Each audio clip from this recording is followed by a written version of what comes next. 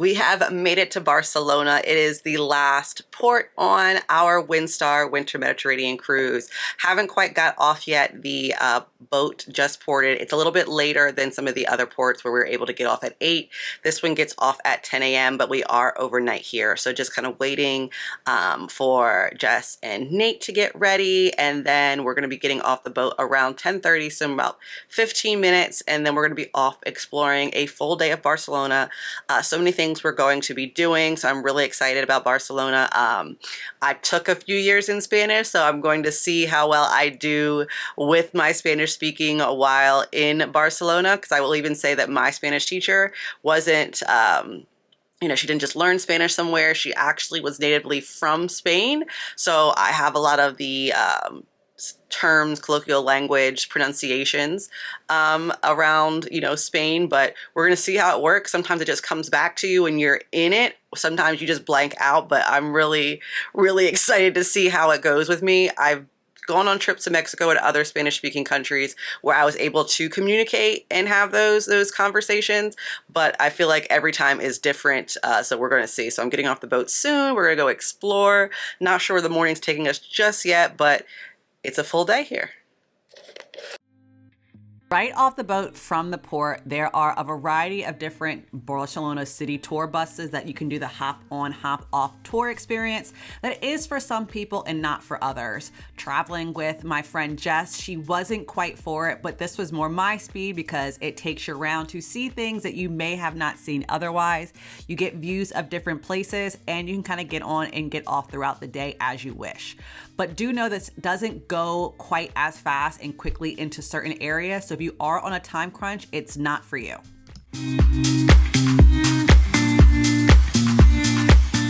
After spending about an hour on the bus, we hopped off and walked down to the Casa Batllo Gaudi, which is a famous museum that you have to see while in Barcelona. This is something that is time contingent, so when you buy a ticket, whether you buy ahead of time or buy it there, it is on a time schedule. So one great thing to do that if you are there during the very busy season is to buy the ticket ahead of time. There are different tiers with different offerings, but if you are there like us during a non-busy season, we are able to get the ticket right there, get in very quickly, and walk around and see the beautiful architecture of this house, the art, the amazement of it. It is one thing that you really have to see to experience because this video even itself does not do it justice.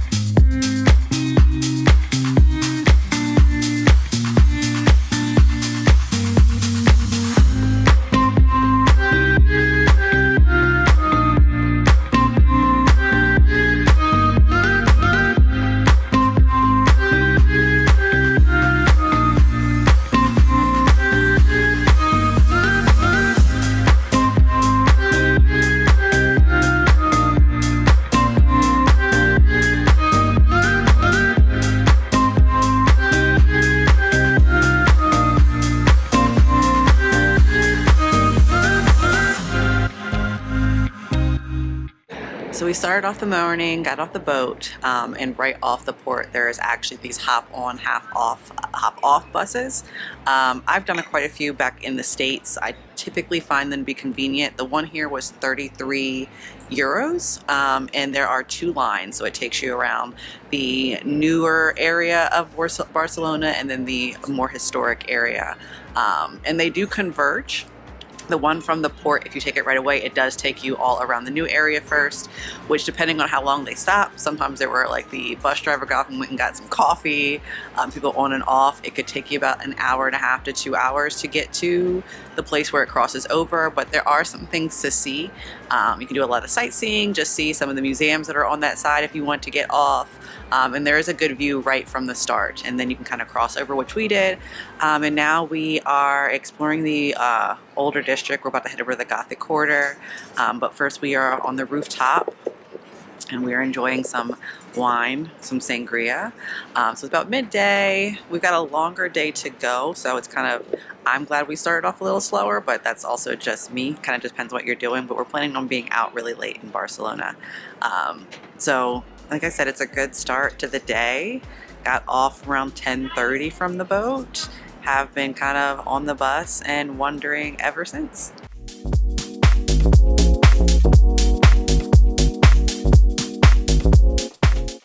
At the end of the experience, there is this virtual artistic thing that you get to experience, so make sure not to miss out on that. If you are on a shorter time schedule, they do let you pass through, but it was quite amazing to see, so I recommend it if you have time.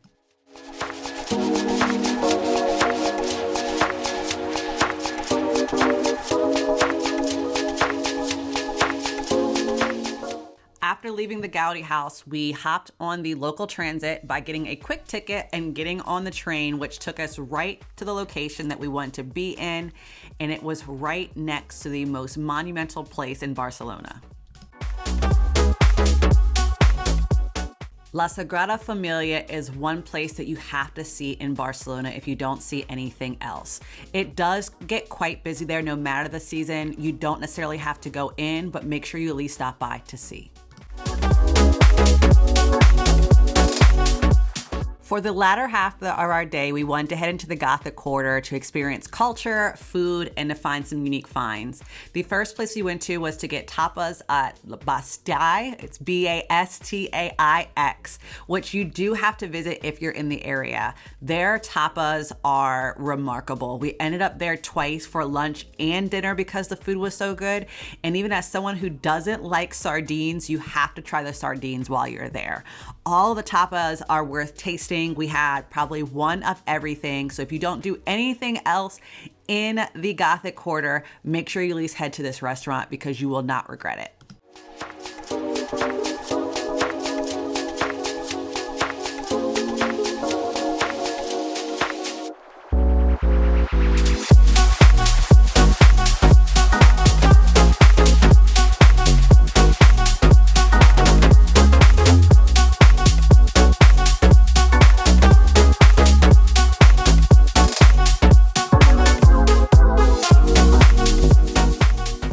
After filling our bellies, we head to Paradiso, which is one of the most famous bars in the world. It is like a speakeasy style where you have to enter into the place through this door, and then you end up in this remarkable, beautiful restaurant where innovation takes the forefront, and there is a variety of different cocktails that you can taste.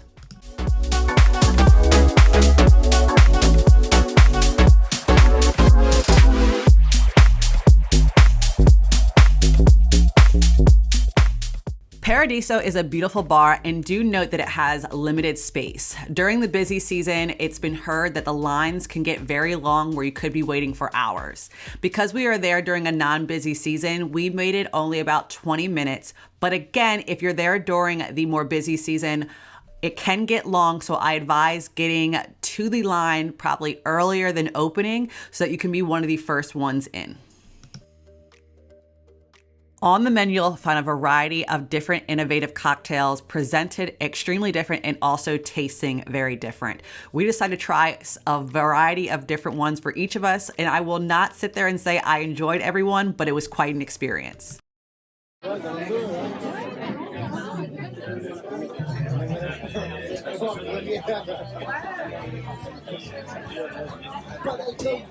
the best tasting flower. My mouth is numb. It feels really weird. It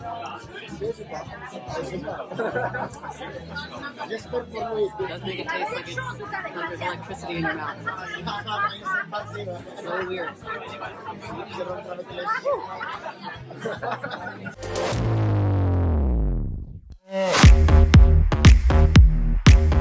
Overall, if you're a person who likes cocktails, likes presentation, and likes innovation, I do highly recommend going into this experience, especially if you're there during a non-busy season. You can get in. If you're someone who doesn't really like cocktails and you're not willing to try different things, I wouldn't suggest going as someone who's going during the busy season and waiting into the long lines because you may not fully enjoy it. But for me, as someone who does like cocktails, I like trying new things. It was an experience that I did not regret, and I would happily go there again.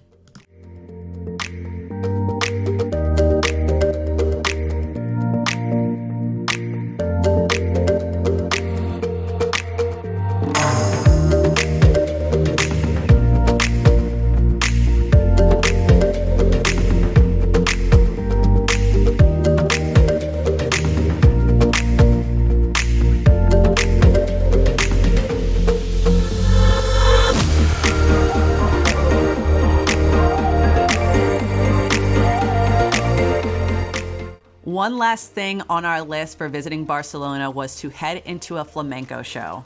We found one while walking through the Gothic Quarter. We were there right on time to get into the show because this was not planned. We grabbed a sangria and we're right into the show.